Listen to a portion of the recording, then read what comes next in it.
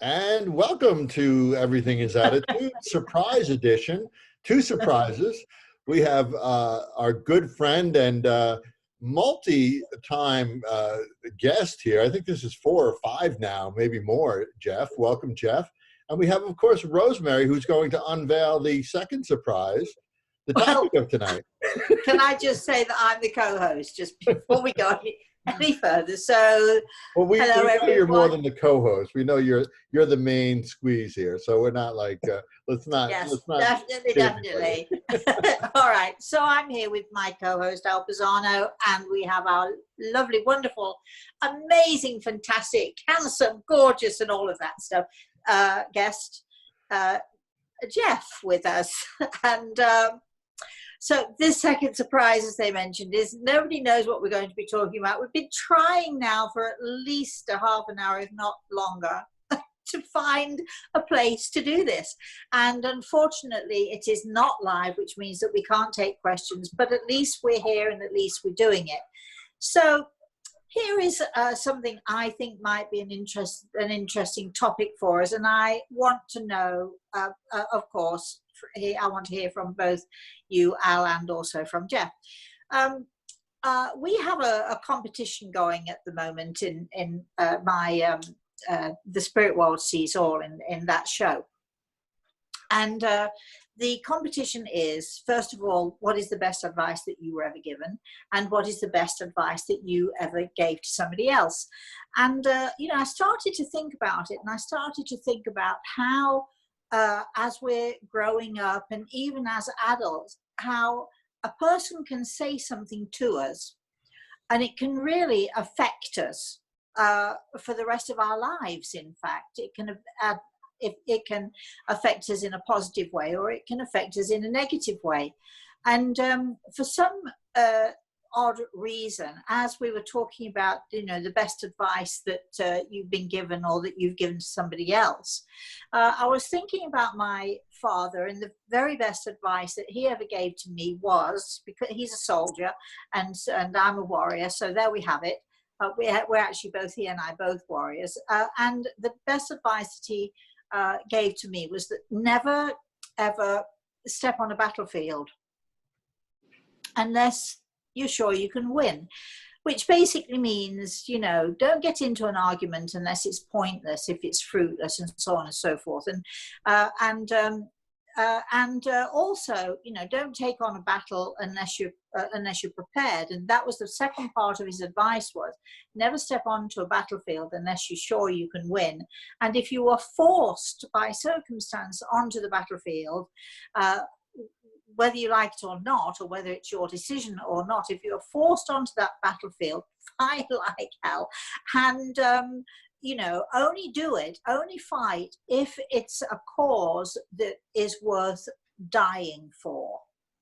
So that was sort of pretty much, good advice. But then I started to think, and this is where I think I'd like to go with this show tonight. Then I started to think about what is the worst advice I've ever been given. And also that advice was from my father, who was very, very wise. And it was when I was very down one day. I was a teenager. I was sort of 15 years old maybe. And I was very down. My boyfriend had gone off somewhere or another, and I was waiting for him to come back from his vacation. And you know how when you're a teenager, you get all sort of moody. Well, girls do anyway. We get moody about those things. And well, we do. And I was sitting playing the piano and playing all these sad songs and things. And my father, we never in our household ever talked about our feelings. You just didn't do it. It was just, the forbidden topic. Nobody talked about their feelings. Nobody asked you when you came home from school, how did you do with your homework? Nobody ever asked you anything at all. It was just, that kind of an upbringing. So it was very surprising when, he sort of opened the door to the room that I was in. And he sort of he beckoned to me, come here. And, whenever my father asked us to come, it was terrifying, because you never knew whether you were going to get a smack across the head or what. He never knew what was going to happen or what the issue was. But he, as I'm standing there, quite terrified, waiting for the, whatever it's going to be, he held out his hand, and in his hand he had a stone. It was a large stone that he'd taken out of the garden. And he looked at me, he said, I want you to take a really good look at this stone. And I was so confused. I didn't say I was confused, but I was so confused I didn't understand what it was he was talking about. And then he said to me, I want you to take a good look at this stone, and I want you to make your heart like this stone. I want you to make this heart as hard as this stone is. Now, I know that he was doing it because he was trying to protect me. I know that it was his way of saying to me, don't let your emotions get the better of you. But I knew when he was saying it that it was wrong. I just knew that for some reason or another, I knew first of all that I wouldn't be able to do it. And I knew second that this was not good advice for me. And I've thought about that over the years, and I thought how much pain and hurt and suffering I could have prevented. Could I? Had I made my heart like this stone, I could have prevented all of the pain and the heartache, but I would have also prevented all the lessons. And I would have also, doing this, done exactly what my father did, which was to build walls, and to build walls around your own self. And it's all very well people building walls to protect themselves, but we have to remember that when we build walls to protect ourselves, we're also building walls that imprison us. They keep us in, and they imprison us in a way. So I was wondering, sort of everything is attitude. And my attitude then was, I can't do that. And although it would have perhaps saved me all the pain and all the rest of it, I'm glad that I didn't do it. And I was wondering about the two of you.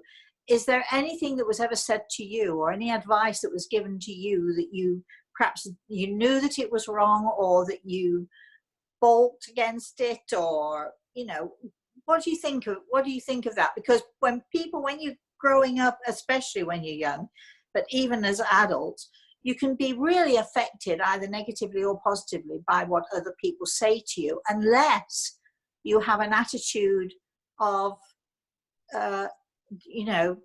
following your own beliefs. No, that isn't right for me. So I'm handing it over. So there you go. Now I'm going to shut up. Now it's your turn, both of you. Jeff? Thank you, Rosemary. Thanks for having me on here tonight. I really appreciate it. It's a joy to see both of you. And after getting through the technical difficulties, I'm grateful to be here. I find myself feeling less than because I don't do well with technical stuff, but I realize I just keep asking for help, and eventually the answer comes. And that's something I've learned. On a positive note, a piece of advice that was given to me years ago, I worked at a local lumber yard, which was a small mom and pop operation. It wasn't like a Home Depot or a Lowe's. It was a little small neighborhood lumber yard in the town I grew up in. And there was an old timer there that was real quiet, real nice man. And he said to me one day, because he didn't want me to spend my life working there, he wanted me to do something more. And he said, you know what you got to do, young fella? He says, you've got to learn everything you can about one thing, and you got to learn just about a little bit of something about everything. And he said, you'll always have a job. And wow, that's good advice. And that resonated with me. And I have, over my working career, had many different kinds of construction-based jobs. I would say I've always been involved. I was in a shipbuilding business. I've been in the lumber business. I used to draw plans. I did all, but I've rebuilt car engines. I've rebuilt motorcycles. My dad was a mechanic, and he taught me how to use the tools. So I plumbed a house. I put the electricity in a house. I built numbers of houses.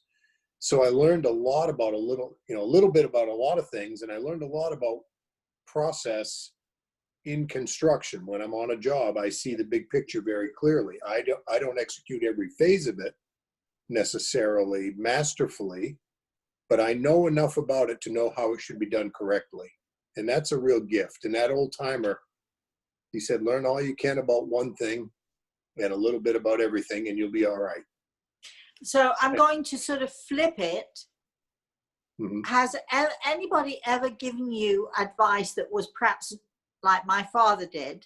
Yeah, Good for sure. Good intentions, absolutely good intentions. Well, I wanted to start on a positive note, honestly, but I have some deep experiences. I actually think that although that was, it sounds like I'm saying to you it was a negative. Actually, it was a positive, because boy, did it ever teach me that, you know, when you're hearing the wrong advice and then you understand that it's the wrong advice, that's when you can really grow and understand and learn. So, okay, let's hear the bad stuff. Well, I recently, about 4 years ago, I did a what's called a sprint triathlon, which was 21 lengths of swimming in an indoor pool, 10-mile bicycle ride, and a 5K run, 3.2 miles. Never done one before. I've been in the water all my life. Never really had any real panic or fear about it, but I never learned how to swim properly. And I almost drowned trying to swim like everyone else was swimming. Okay. And I grew up with a mom who was deathly afraid of the water. I don't know, she must have had some traumatic experience. She's on the other side now. She must have had some traumatic experience around the water, but she never would let us freely experience the water when she was around. And so that played in my mind, and I would ask for swimming lessons, for instance. That was something I remember asking for, because there was a local recreation department that would take kids to a beach and teach them how to swim. Run by the Red Cross in the US, it was done to help people learn how to the basics of swimming. And she would always say, why do you want to do that? You don't need to do that. You'll be okay. Your father can teach you.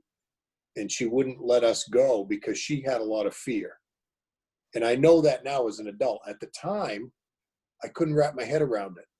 I knew there was something off about that because all my peers, young kids, neighborhood kids, were going and doing this thing, and I wasn't allowed to do it. And that kind of message I got in a couple of different areas of my life over time that held me back. And I'm 64. You allowed it to hold you back. Right, I did. But as a kid, I didn't know. I didn't have any basis. I didn't have any knowledge that it could be different. Right. Other than I could see things happening out there, but I'm a kid, so I got to do what they're telling me here, right? And that kind of stuck with me. That stuck with me. So. Al, what about you? I can't hear you. We can't hear you. You're muted, Al. There you go. My dog was barking in the background. I forgot I muted. I've been thinking about it as I was listening to both of you, and I don't know. I know some really great advice, and I'm not just saying this because you're here, Rosemary. Like there's a couple things that you've told me that have resonated, and I've mentioned to you as far as good advice. But growing up, I don't know that. Like I remember, my father leading by example, and I think learning from him that everybody is somebody kind of thing. You're no better than anybody else, and that taught me, like you, Jeff, to take on any job and be open to really anything, and to talk and respect whoever I encountered in my life. I think that's probably traveled with me for my whole life. But then other things I learned as a child, like in an Italian household, boys don't cry, and you never. That's got to be probably one of the up there as one of the 10 number one worst pieces of advice, right?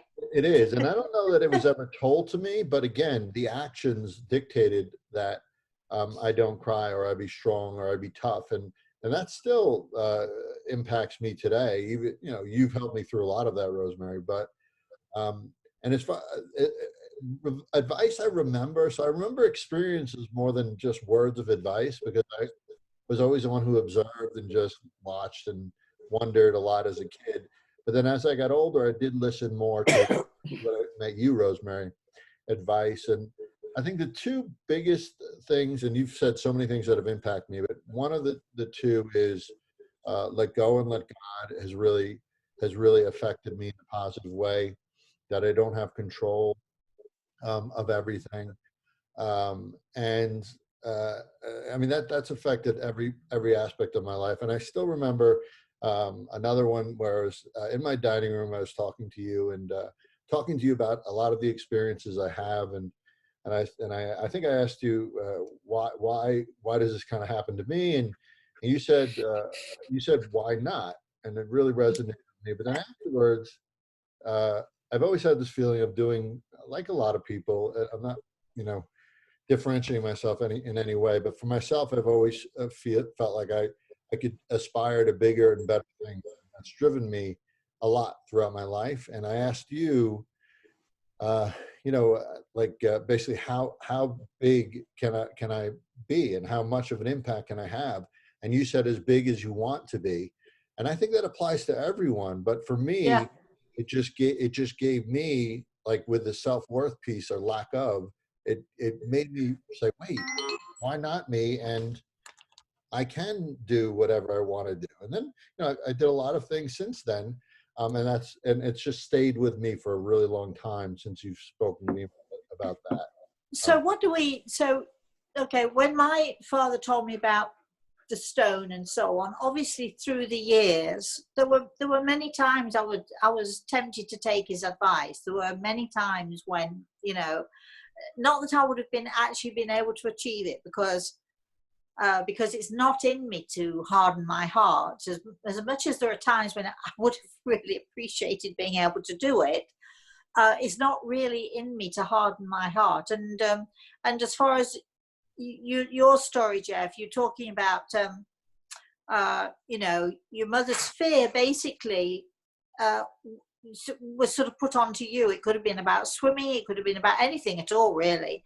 But it was sort of having to deal with the fear from somebody who said something to you, or showed you a way that sort of impacted you. And look, all these years later, you almost drowned because you weren't either brave enough, or you didn't think clearly enough to think to yourself, even as you got older, I really need to take swimming lessons.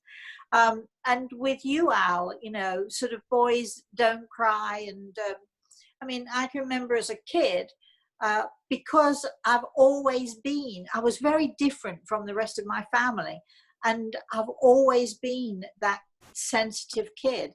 And my brothers would sometimes come in, and my sisters too, sometimes on a Sunday, if we were all, they'd come home, we'd have Sunday lunch together, or if they just came in just to visit, they'd look at me, and they would immediately, and I'd be perfectly fine. I might be reading, or I might just be watching TV or something, that just couldn't resist saying to me, "You're not crying. What's the matter with you? You're not crying at the moment." Because, and they would do anything and everything they possibly could to poke me, to get me to cry, so that they could then, and my sisters as well, my mother, of course,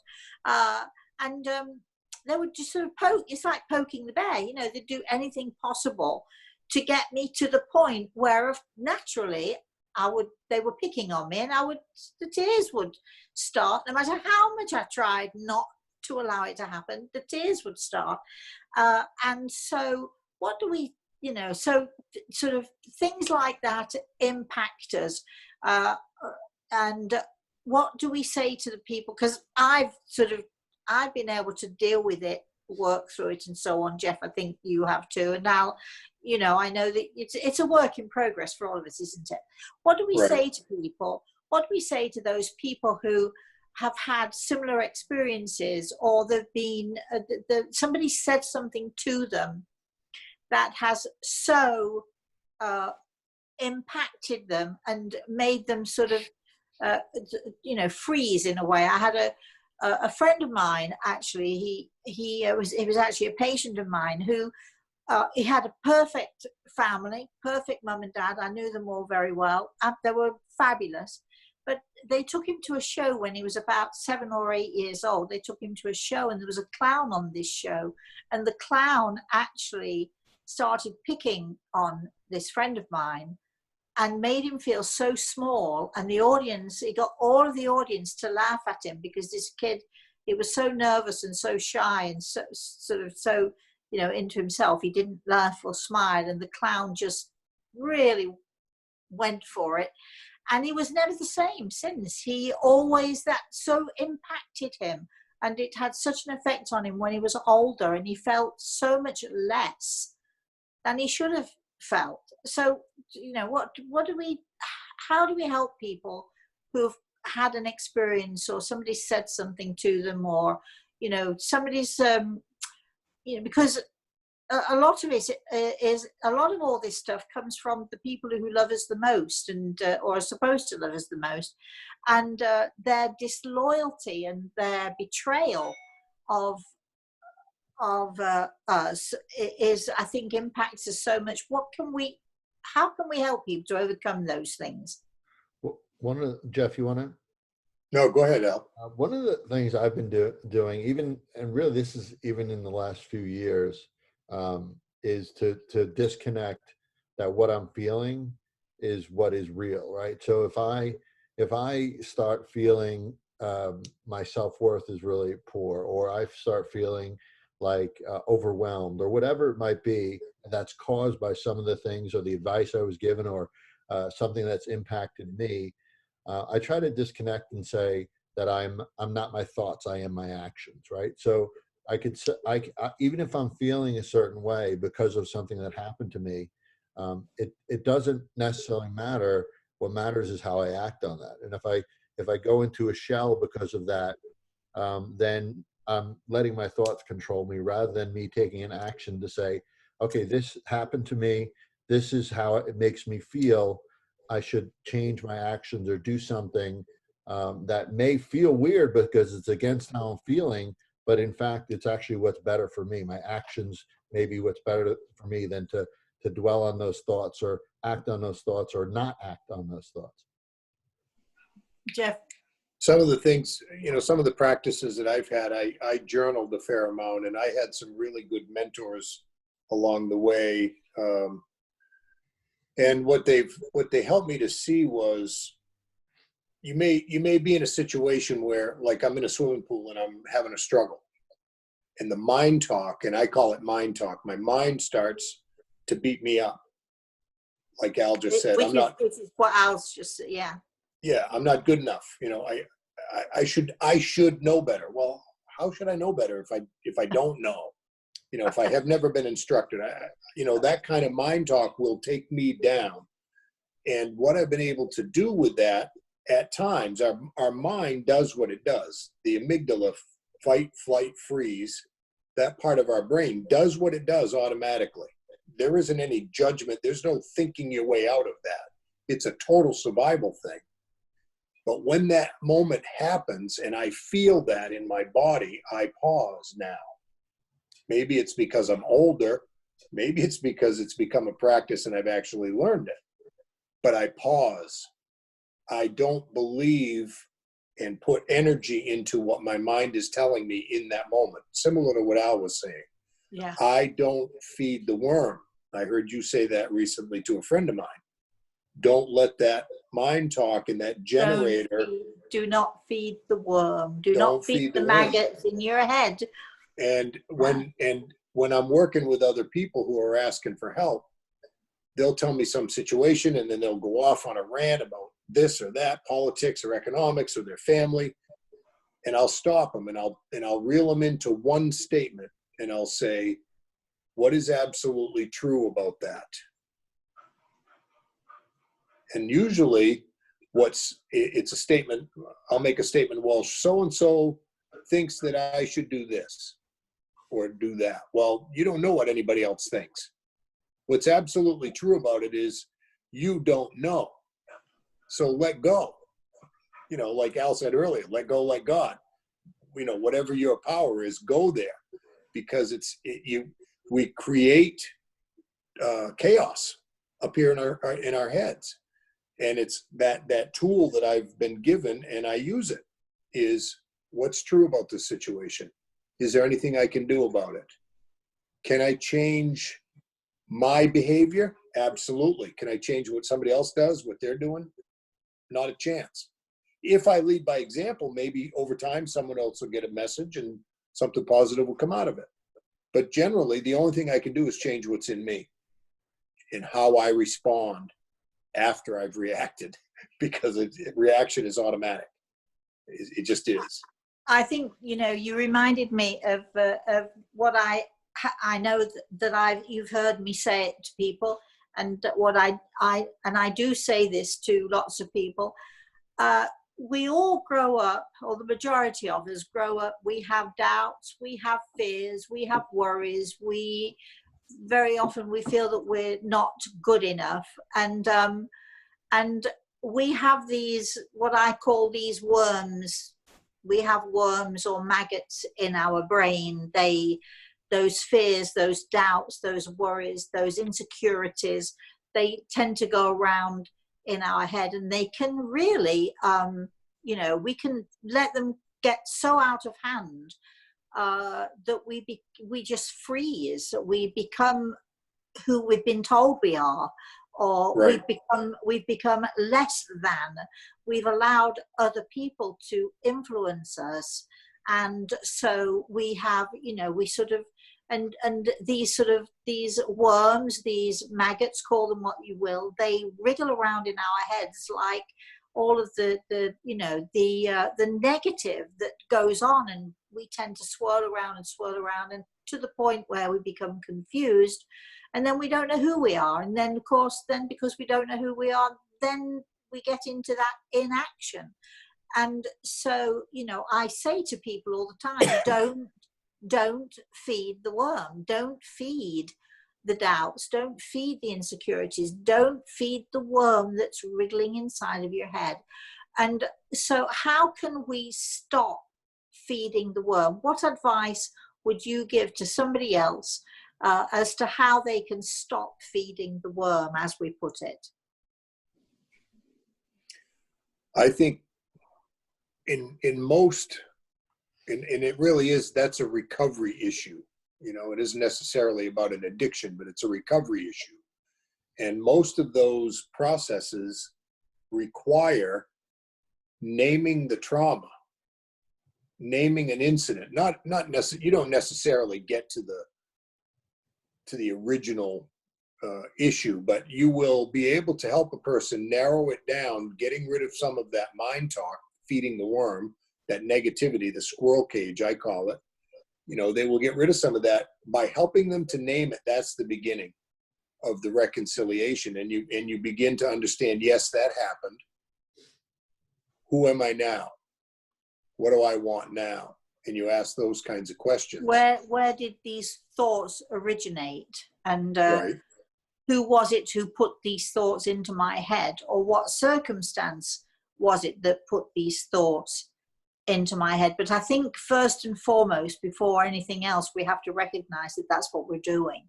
And we don't always recognize, do we, what it Right. is that we're doing when we're feeding the worm. We don't always recognize it. Right, Al? I mean, Yeah, I think as Jeff was talking, I would say, you know, the awareness piece, that is what you're doing to yourself in the moment. Like, it's great to I think it's essential to look back and find the root and understand why you act or react to certain things in your life. But I think being aware in the moment that you are going to a place because of something that happened to you, being aware in the moment that you are reacting because of the personality that you've developed through all of your experiences. You can't do anything without the practice of being aware. and understanding in every situation. And sometimes that's taking at first 10 breaths, stepping away, just clearing your mind. And as you go on and practice, for me, it's a breath or barely a breath sometimes now, because I've taught myself to say, hey, and I'm not talking about someone who's had an easy time with my own emotions and anger and all that stuff. I've had my shit. I can be extremely angry in situations and get really frustrated really fast, especially when I was younger. So it's not an easy task by any means, but I think it starts with that awareness, and action is just to take a breath or a few breaths and just not react before you can sort of reset yourself with a few breaths. As I would say, when Jeff said you pause, right? I would say that is the moment when you, within you take a step back. You just stop, take a step back, and think about, what actually am I doing? What actually am I thinking? Where actually do I really want to go with this? And that you have choice in that, right? Yes. Yes, of course. Yeah. Jeff, what? Well, I was to tag on to that, Rosemary, is I literally early on in my life, I would say in my mid-30s, I found myself drinking too much, quite frankly, and using that as a way to escape my life emotionally, responsibility, all kinds of things, because things were crushing in on me as a young dad, a husband, a business owner. I didn't know how to cope with all of those things, because in my mind, I was telling myself I'm not enough. That was the underlying story that I told myself. I'm not feeling sorry for myself today. I'm not a victim to that, but that was a reality at that time. And when that opportunity came for me to be aware of situations that were triggering and for me it was anger. Someone told me a while back, anger is fear turned outward. Now there is appropriate anger. That word is not a negative word. It's just No, not at all. What degree is it, and what situations is it coming up, and how you're going to use it.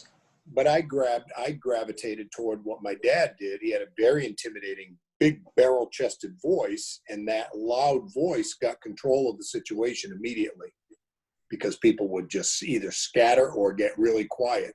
So I learned that. The difficulty with that, it separated me from my soul. I know that now. And it separated me from people. I couldn't connect with people because I was in that anger place and the fear. And what the fellow that was helping me taught me, he said, remove yourself from the situation. And I'd be in places where I would literally, not just step back, I would leave. Mm-hmm. Until I got to the point where I could pause, or I could take the breaths, or I could just turn aside, because I would, if somebody was contesting me and I could feel that monster starting to come up, I'd stand up prouder and stick my chest out more and go right into it. And this guy said, put your thumbs in your pocket and turn sideways and just let it go by. When you put your hand up and another person puts their hand up, and I use this as an example, you put your hand up and I push on it and I lean into you, you're going to push back. And when I do this with my hands, there's no pressure. There's a receiving. And I do that mentally. I do it mentally. That's another tool that I use. But again, the interesting thing is you're talking, Jeff, obviously this man who helped you, he's helping you to recognize when you're at the point of no return, you're at that point, and if you go a little further, you're going to be definitely on the wrong side of it. So he's helping you to recognize and to stop.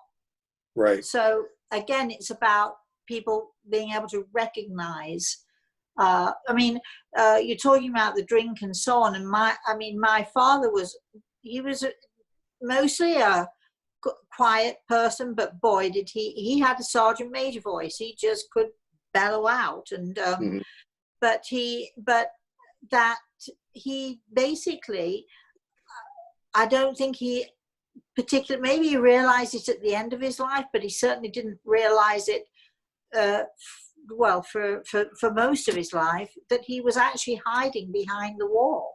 And it was only when he got angry that he came out from the wall roaring like crazy, which is what you're saying, that's what you were doing.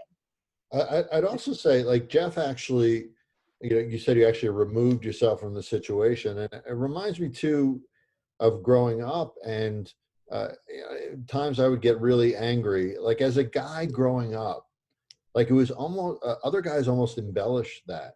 And it was almost like, oh, he really lost it. Did you see he really lost it? Like it was almost like, hey, that's a good thing for guys. And to be able to say, and it's a strange thing in like this patriarchal society and what guys encourage other guys to do. So you have to not only tell yourself to step back, but like Jeff said, make sure you're not with even the other people in the room with you that are going to push you in the wrong direction to act, or say it's a gossip thing, and like I was saying about my family, poking the bear, because right. Other people love to poke the bear. Yeah, or even like the termite thing that you always talk about, Rosemary, where like you're going down a path and you have a complaint. You could either have someone like Jeff said, put your thumbs in the pocket and turn away or whatever, or you could say, yeah, I agree, and then he did this, and then he did that. It plays on you, right? Before you know it, it's built up and built up. Exactly. So, but just to point out though, guys, that it isn't just a guy thing. There are such things as cat fights, and women are really good at cat fights. Just to let you know, men do not have the monopoly. Yeah. Men do not have the monopoly on fighting. Yeah, I don't think they do, but I do think I know what you're saying. The machismo thing is like really overboard with men, and especially in the days that I grew up, and Jeff, I'm sure you as well. It's something that you really and it doesn't necessarily have to do with that only. But like I said, who you surround yourself could either make it easier or more challenging for you to take the actions that you want to take based on your reaction to whatever it is that's coming at you. So I think that's more what I'm trying to say. So, okay. So now then, let's sort of just pull up a couple of points here. Let's find the recipe so we can give people a little bit of guidance here. So first of all, it's a question of recognizing that you're feeding the worm, or you're because you've taken advice, which I think we all know when we get advice that isn't right for us. We sense it, we feel it within us. We can still go with it just the same. But I think that at a certain point we know if somebody's telling us to do something that isn't right. So to recognize what we're doing, to recognize how we're feeling, and to recognize, hang on a minute, because I'm actually feeding this. I'm buying into it and I'm feeding it. So to recognize it, to stop feeding it, to stop feeding that negativity by either using a mantra, or as you do, Al, I am not my thoughts. It's actions that count. I think, Jeff, you said the same thing, taking positive action as opposed to sort of sinking down into the depths. At some point, stepping back and saying, hold on a minute, what am I doing? Sort of talk to yourself through that, and recognize that you're feeding it. And so By the way, Rosemary, there's nothing wrong with actually talking to yourself too. There's nothing wrong to saying out loud, hey, step away, right? Well, I think it's actually a really good thing, because the only person that you really need to listen to in situations like that is your own self. because I think you can reason with your own self much better than other people can reason with you when you're in that point of, you know, you're not listening to anybody else's reason. You can't, in other words, you can't reason with an unreasonable person. And when you get into that state of, you know, I'm not good enough, or I'm less than, or whatever, you're really being unreasonable. So the only person who can reason you out of that is your own self, either talking out loud or otherwise. Rosemary, we have about 3 minutes just to give you a heads up. So, all right. So, Jeff, finish off for us the final thoughts, the final. The final. I put you on the spot. Yeah, of a recipe, right? The final piece of advice, or the final little puzzle that can help people to really to understand and to deal with what's going on with them. Maybe this is a resultant, but most of us want to be heard. Most people want to be listened to. And the words that have been coming to me while we've been talking tonight is, I love you. I've heard that a lot lately from a number of people from different areas. Because of our current situation, people really want to be connected. And I think that's a root thing that we always have, regardless of quarantine or being separated from one another. We always have that. So being able to receive love, and I guess that comes through practice. I don't know how to tell somebody that they can receive it. They have to learn how to do that. But that to me is a result of this, of the idea that we are taking a pause so that we're not separate from our families. We're not separate from each other because of my behavior, speaking about me. So I don't know that I have an answer or a directive. Al, briefly. I think, you know, playing off of what Jeff said about the love, you know, with any moment that you're in, I think looking at and feeling that, hey, this could be a positive outcome, or this could be a positive result. The energy can be positive depending on how I react, I think is a key thing to always remember. It could be a lot worse too, which is also what you need to remember. But there's always a positive in what we do, and it's determined by the actions we take, either by physical actions or the actions that we have in our mind, our thoughts. That's what determines whether it's a positive or spirals down, right? It could spiral upward or spiral down. Okay, I'm going to leave you then with my final thought, which is, we're talking about love, we're talking about all of this stuff, and I think it's very important. Jeff, you said something that was interesting to me. You don't know how people can learn to love, or how they can learn to accept that other people might love them. I think it's extremely important for each of us to learn to love our own selves, not to love ourselves like, you know, we think we're the greatest and the best, but to love ourselves enough to understand we are just little human beings. We are here on this planet. We're doing the very best that we can. That we love a lot of the things that we do. We love a lot of the things that we think, and we love a lot of the actions that we personally take. And I think in order to be able to love others, you have to have an understanding of appreciation of your own self, and stop putting yourself down, and just understand that as human beings, you know, we know God loves us no matter what, warts and all. Love yourself, warts and all. You're not the best, but you're not the worst. Just give love to yourself, and everything will flow through that, and you'll learn not to feed the worm. All right, guys, thank you very much. Thank you, Jeff. I'm sorry it's a short show, but that's the way it is. At least we got you on, and it was a thrill for me to have you here. Thanks, Al, and we will hopefully do this again next week. We can extend the show, and Jeff, we can do an extended show next week, part 2, with Jeff talking about feeding the worm and how we should not do it. We'll see what happens. But anyway, I'd like to say thank you to both of you for being here. Thank you, Al, my co-host. Always a pleasure to do this with you. And we shall hopefully see you all again next Thursday at 8 p.m. Eastern Standard Time. If you personally have an issue or a problem or something you'd like to talk about, let us know. You can email us at info@everythingisattitude.